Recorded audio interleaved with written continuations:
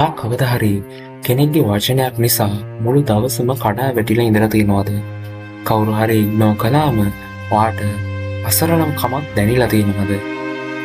කවුරු හරි ඔයාට අගෞරව කළාම ඔයාට රැට නිින්ද යන්නේ නැති වෙලා තියෙනවද?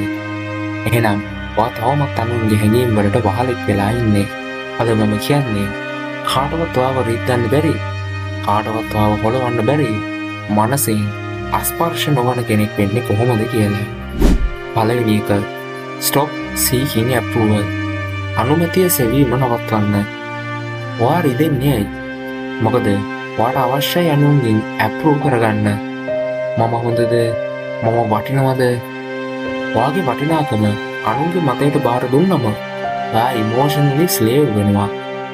අස්පර්ශ නොවන කෙනෙක් තමන්ගේ වටිනාකම තමන්ම තීරණය කරගන්නවා. දෙවැනි දේ, detach from outcome. ප්‍රතිඵලයෙන් වෙන් වෙන්න. ඔයා ඉන්ටර්විව් එකකට යනවා, රිලේෂන්ෂිප් එකක් පටන් ගන්නවා, බිස්නස් එකක් try කරනවා. ඔයා attach වෙන්නේ result එකට. මේක fail වුණොත්, එයා මාව reject කළොත්, ඒ attach එකම ආව දුර්වල කරනවා. stoic rule එකක් තියෙනවා. ඔයාගේ control එක තියෙන්නේ ඔයාගේ ක්‍රියාවේ, ප්‍රතිඵලේ නෙවෙයි. ප්‍රතිඵලයෙන් වෙන් වෙන්න. ඉතිරි වෙන්නේ නිදහස. තුන්වෙනි දේ, control your reaction. ප්‍රතිචාර පාලනය කරන්න.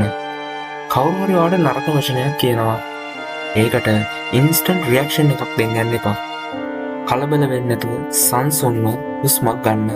මතක තියාගන්න, ඔයා රියැක්ට් කරන තරමට එයාලා දිනනවා.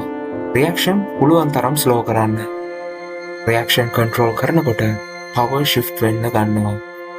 මනසින් අස්පර්ශ නොවන කෙනෙක් කියන්නේ හැඟීම් නැති කෙනෙක් නෙවෙයි.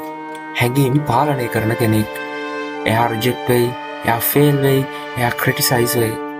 හැබැයි එයා කඩා වැටෙන්නේ නැහැ. මොකද එයාගේ ෆවුන්ඩේෂන් එක අනුන් මත නෙවෙයි තියෙන්නේ, එයාගේ මතමයි. ඔයාට පවර්ෆුල් වෙන්න ඕනේ නම් පළවෙනි සටන අනුන් එක්ක නෙවෙයි, ඔයා එක්කම කරන්න ඕනේ. ඒ ඔයාගේ හැඟීම් එක්ක. ජය වේවා.